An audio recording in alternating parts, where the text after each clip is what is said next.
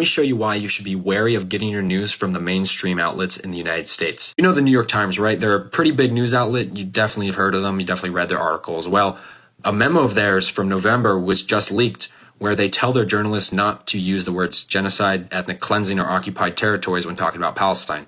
In fact, they actually recommend that their journalists not use the word Palestine except in very rare cases. Also not to use the term refugee camps when talking about displaced people living in tents in Gaza. Also tell their journalists not to use the words slaughter, massacre, or carnage. Now remember all those things, especially the last one, because The Intercept actually did an analysis of coverage on the war from a bunch of mainstream news outlets here in the United States, including the New York Times. Some of the data they published from that analysis about the New York Times, let's see. It says use of the word slaughter in relation to Israelis and Palestinians killed. Now, the New York Times used the word slaughter 22 times to describe Israelis and 1 time to describe Palestinians.